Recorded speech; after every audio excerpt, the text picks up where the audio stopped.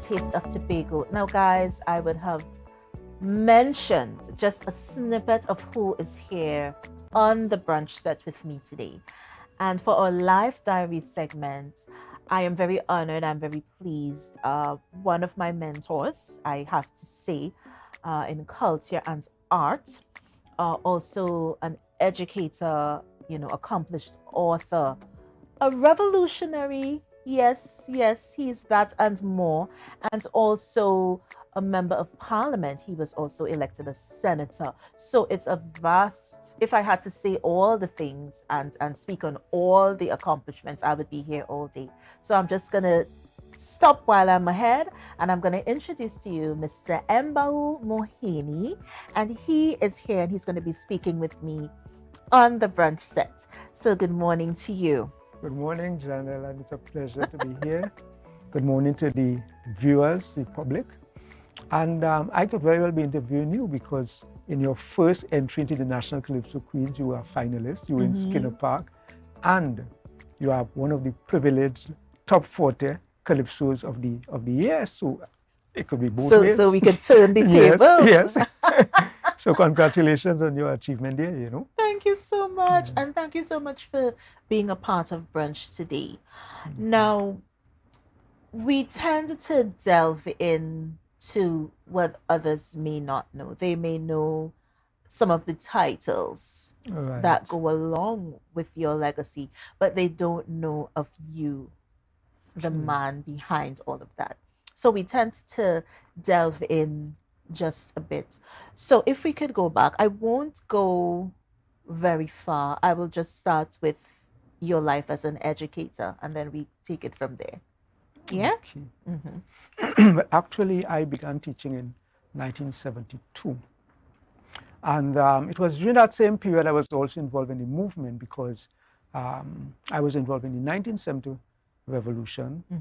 And so teaching and, well, some people would call it politics, however you put it. But both were synonymous with each other, because it's all a question of people. It's a question of development of people.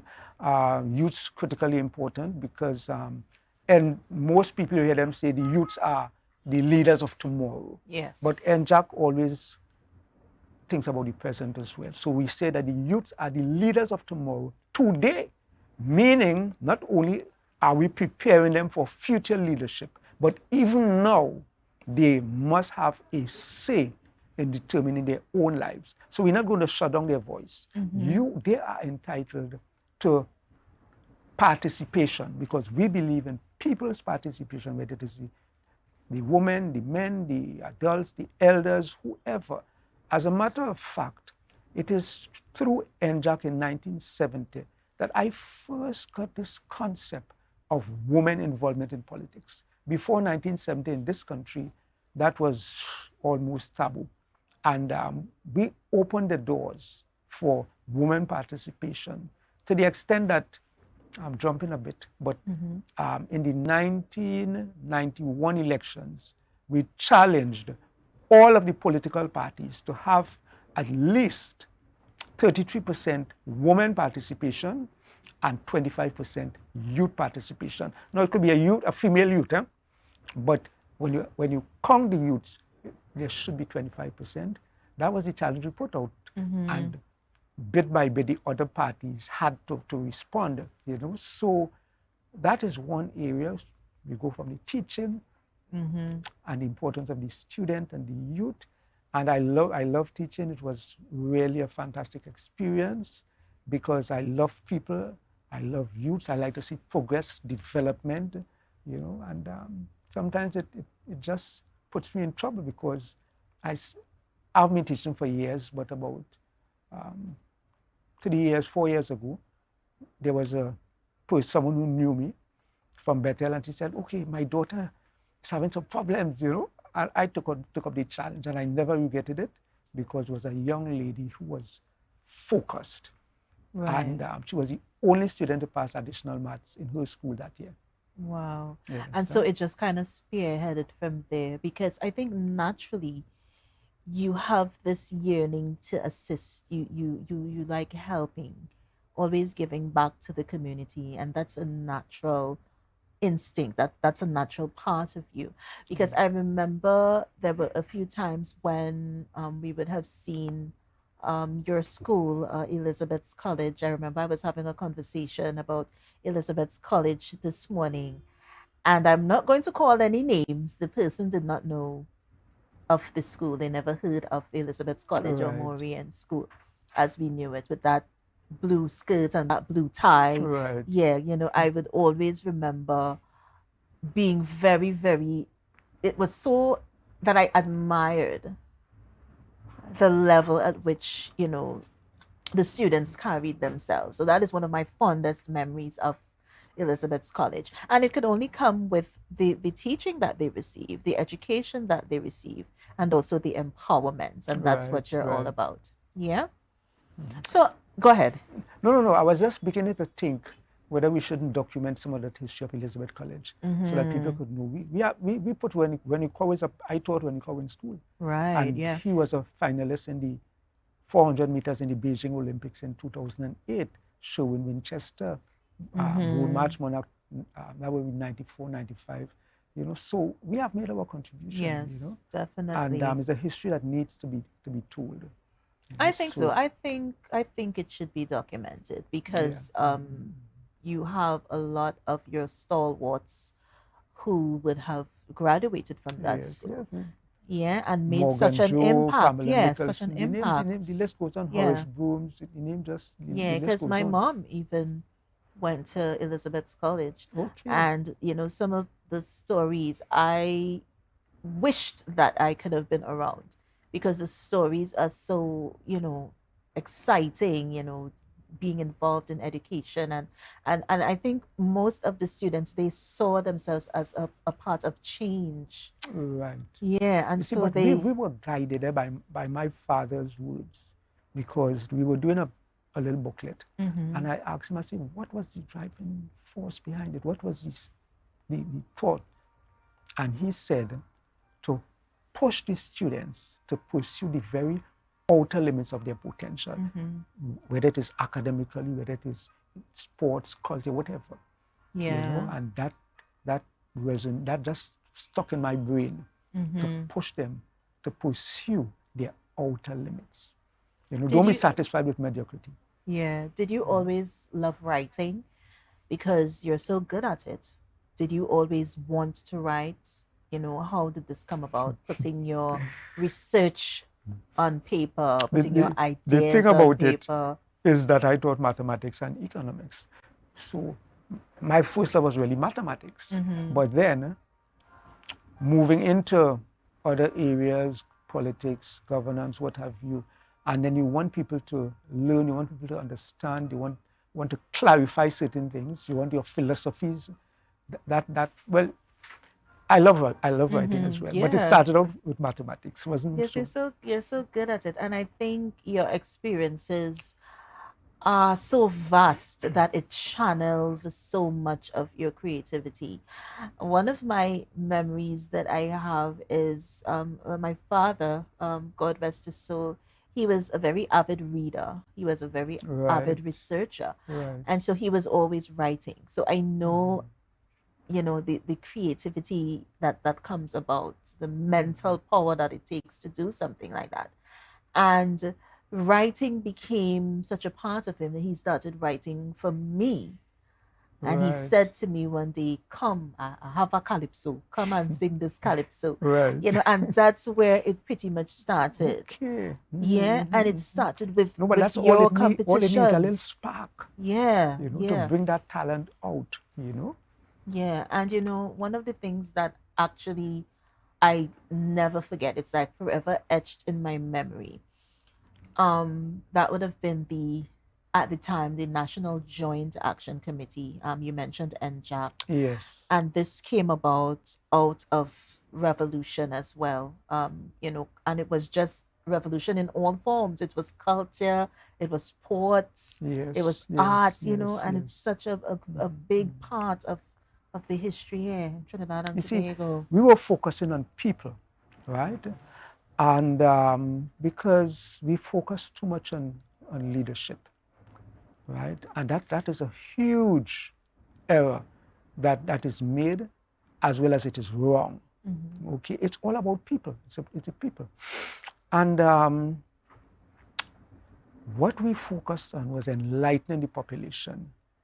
Okay, so that our demonstration was not just we shall overcome, power to the people. No, yes, there were the source of power, but it was about enlightening. So you have a demonstration going from here to Pigeon Point or from here to Charlottesville, and along the way you have microphones, and because these were huge demonstrations, you're talking about it's about 12 to 15,000 persons marched from Scarborough to Charlottesville. So you can't cover the whole demonstration with one microphone. So you have one placed here, you have one placed in different sections and different speakers dealing with all areas of life, politics, economics, family life, child development, anything you think about, philosophy. So it was a school. Actually, the demonstration, we describe them as schools. And that went on for about 55 days all over the country, Trinidad and Tobago. So that within, and remember, this was only less than 2 months, 55 days on the streets. And within that time, the enlightenment was so profound that the masses, not the leadership, the people began to talk about the new consciousness. We transformed the consciousness of the population. And that is why NJAC was able to transform this economy, not only the economy, the Caribbean, as a matter of fact, within 55 days. And when I say 55, I don't mean everything was done within the 55, but that consciousness led to the Hugh Wooding Commission being set up 71, 1 year afterwards, that we could move from a monarchy under the Queen to a Republican constitution, which came over a period between 71 and 76 when we became a republic. That is one of the contributions of NJAC. Yes. Right? I know that person like yourself would have written CXC, right? Because we were looking at the education system. Why do we have to wait on the University of Cambridge or London to get our examinations here for our young persons? Right. So we advocated for a Caribbean examination, and that is how CXC came into being in 1972. If you go back and you look at the history, you would see that Trinidad and Tobago began to transform from a colonial society into a truly independent nation in 1970. Yeah. And you are so involved. So it's not just, like you said, it's not just the politics of it all. It's not just speaking to the leaders or the policymakers. It's about the people. It's about the voice of the people. Definitely. Yeah, and having a say and transforming that narrative that brought us forward. So we moved out of one state of governance, of consciousness, and we evolved into something so much bigger. Yes. Yeah? Yes. You see, in 1970, Macandal Dagger, who was then Geddes Granger, and NJAC provided the leadership, right? Right. But we brought the population into the process. So the revolution was really conducted not by NJAC, but by the people. There was something they called the grapevine, okay? And they set up the grapevine, not NJAC.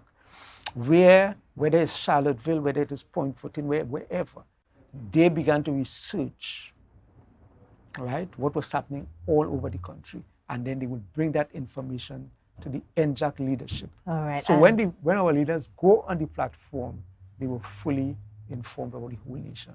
And you heard it right here. We're going to be right back with more of this very, very scintillating conversation with Mr. Embau Moheni. We're going to take a break, and we're going to be right back with Brunch.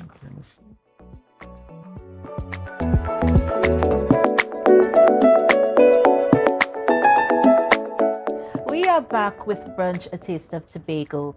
Such an interesting conversation. My guest, Mr. Embau Moheni, is here. And we were speaking on, before we went to the break, we were speaking on so many contributions that you would have made along with the people, along with your team, and just provide that level of consciousness that was really needed at that time. Yeah. Sure. Yeah. And you were even saying that, you wanted to really shed some light on governance, politics, and any possible differences that may occur there. So let's start there. You see, it is also to correct something of a dictatorship that exists in the world today. This is democracy, and everybody has to follow it. The point about it is that this so-called democratic system is not all there is, and is not all there should be. And this is why we believed and that the people this should be the center. So that sometimes you talk about voting a government into power. We don't believe that should be done at all. A government should be voted into authority, not power. Power belongs to the people, to the population. So a government goes into office with that false conception that they have power. They should not have power. They are there. Why do we have elections? Because we want certain things. And we are putting them there because we believe they would do the things that we want. But when they get there, they believe they could do just anything they want and ignore. They don't want to hear what the population has to say. Right, You are talking nonsense. In 1970, when we gathered for our meetings, every single individual had equal say, regardless of you might be the biggest doctor or the smallest scavenger, whatever it may be, right? And as I said, the population worked and created institutions. There was one called Each One, Teach One. Well, I called it that, Each One, Teach One. But it meant that those who knew a little taught those who knew nothing. Those who knew a little more was teaching them. And those who knew more was teaching those who were teaching them. So there were different layers. So even though I may be teaching, there's someone else who knows more than me, and they're teaching me. And that all these are the things that brought this new consciousness. We bought thousands of books and sold them to the population. They were reading, they were learning, they were developing a sense of control of their country, that they have a right. So the principles were mobilization. In other words, prepare your population that they could develop their own communities. Right. Consultation. Government should not make any decision that would seriously impact the lives of the population without consulting with them, having them discuss, having them put forward their views. And finally, participation. You must have the right to participate. So there it goes. And as I said, there's a difference between governance and politics. Politics is not for government. Politics is to determine who goes into positions, who's going to be the attorney general, who's going to be prime minister. But after you have that government in place, it is not like, these people voted for me, so I will fix them up. No, no, no, no, no, no, no. Each citizen is entitled to equal treatment where the resources, where the opportunities, where housing is concerned, where education. Each citizen has an equal right regardless of who you voted for. Politics should end at the steps of the parliament. You don't take it into parliament. That is governance. Governance is to determine how the country is run. Politics is to determine who does that running, who has those responsibilities. Yes. It should never be mixed, right? Governance is there to run the country equally for each citizen, regardless of whether you voted for me or not. It's not about supporters, right? Politics is only to determine who has that responsibility, not to fix their friends, not to fix themselves, but to fix the nation, equal treatment for one and for all. Yeah. And that is the politics that we are interested in. Yes, definitely. And it has been buzzing around the political conversations where persons are saying, we just really want proper representation at the end of the day. We want to be confident that when we put you there, then you are basically doing what you promised to do or doing Right. what you said you would do before getting there. And I think that has been a conversation for centuries where you get there and that promise was not kept. It happens over and over and over because it has become part of our political culture. So then people now begin to say politics is a dirty game, right? Not because a footballer is going to kick down another footballer. It means football is a dirty game. The game says kicking the ball, not the man. But there are dirty players, whether it is football, whether it is cricket, whether it is politics. There are dirty players. And we need to do more to clean up our acts. Mm-hmm. We need to do more to clean it up. So that someone makes a promise, right? You do everything possible to live by that. Definitely. And if you know you don't intend to do it, don't make the promise. You don't just promise something, boy, I will get some votes. No, that is not the way it's done. Yeah. That's not the way it ought to be done. We shouldn't be fighting to get into office. We should all be contesting and let the population who decides who really is the best. Politics has gone astray.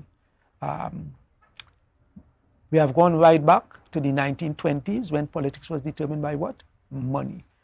Right? You could have the best idea, but if you have a few $1 million, as a matter of fact, 2016 taught us that the two major parties spend in excess of $500 million just to get into office. Right? And this is why we can't move forward. That amount of money could go to other things than just to get into office. Mm-hmm. So yeah. that is how I see it. And before you even started speaking, I know you would have touched on certain things because that's the type of conversation that needs to happen. So I knew that you would have touched on certain things, and most of our viewers, we're just coming into our own. COVID came and really forced us to make some changes, and one of those changes coming out of the COVID pandemic, a lot of people were very anxious to get back into sports and get back into culture and art and music and all of that. And I was so pleased when I actually I saw like a flyer. There was an ad that a friend of mine sent, and I saw that the National Women's Action Committee, that was the captioning at the top there. And I said, oh, wow, we need to celebrate this. But how did that come into existence? What was the discussion or the narrative behind the Action Committee for Women? Okay, basically, again, it's the same because we developed a philosophy of inclusion, not a philosophy of segregation, separation. It was inclusion. And the women are so critical to the development of any society. As a matter of fact, it was Kwame Nkrumah who stated that the consciousness of a woman, right, determines the quality and standards that are kept in the country, because the mothers are the first teachers, right, in the homes. And we therefore set about setting up, getting the women involved. They will, for the first time, they were heading some of the zones in 1970. Actually, the chief servant's wife. That's before they even met. She was heading the Tunapuna zone. So the youth had to be involved. We had a slogan for the elders, honor the old, because they paved the road that we are walking on today. Definitely. They were here before us. They saw things that we have not seen. So we gave that honor to them, and we saw the women as the custodians of our culture, right? They were the custodians of the culture that they're supposed to hand down from generation to generation, not something static, because culture is not, it changes, it is refined, it is developed. Sometimes it goes astray, but it is refined and developed over time. Your culture is really your whole way of life. And by living within a community, I am learning from you, you are learning from the person next to you, we are sharing, and thereby you develop a culture that will become somewhat peculiar to your community. Yes. So you have the Tobago culture, the Trinidad and Tobago, the Caribbean culture, etc. And our women play a critical role in that. I don't know if I have more time. Yeah, we're just about to wrap. No, because to me it is sad that we sit down and we talk about crime, but have we really sat down and studied what happened? I could remember when I was a youngster in school, I'll see these advertisements on the television, on the newspapers, having the woman looking so lovely, oh, the career woman, and have them decked off and looking so nice. So every woman wants to become a career woman. When I was a little boy, I knew it as a housewife and the breadwinner. And it worked because the child comes home, oh, Colin, how was your day? She's getting love. Today, that woman is outside there in the jungle fighting. So when she, look, Colin, I can't take you on. Right? The children are going into homes and they are not getting the love they used to get. And then they are going out into a society that is very dysfunctional. What do we expect? There must be crime. Yeah. It's not going to be solved just by police. It has to be solved by changing the social order, right? And creating more loving, caring homes, first of all, and communities. Definitely. And before we go, what would you like to say to the viewers? If you had to leave an inspiring word, what would you say to them today? What I would love, what I'm very happy to see is that I know the potential of our people. We are fantastic. And I won't just say Trinidad and Tobago, but Trinidad and Tobago is a fantastic place. Tobago is wonderful. All we need to do is bring back community, as I knew it when I was a little boy in Kendall. The love you would get. Sometimes a woman, Sonny, what happened? You're looking hungry. Come, let me give you some food. Yes. There was sharing. That human right? aspect. Yes, there was that human aspect, as you put it. And first of all, that sense of community, we must bring it back, otherwise we're not going anywhere, first of all. And secondly, we must begin to aspire and know that we could build better communities, we could build a better nation, we have the potential, we have the ability. Our people have left here and gone all over the world and excelled. We have the ability right here in Tobago, in Trinidad, to build better communities and a better nation. And there you have it, guys. We are going to take a break. I can't say anything else after that. And that's rare. So we're going to take a break. Before we go, our trivia question.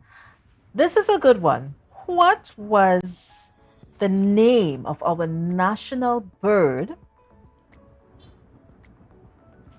Right. So let me rephrase that. What is another name for our national bird, the cockatoo? This is a good one. All right, so I'm hoping somebody gets this one right today. We're going to take a break and we're going to be right back with more Brunch, a taste of Tobago. We talk hunting season, guys, so you don't want to miss this. We'll be right back with more Brunch.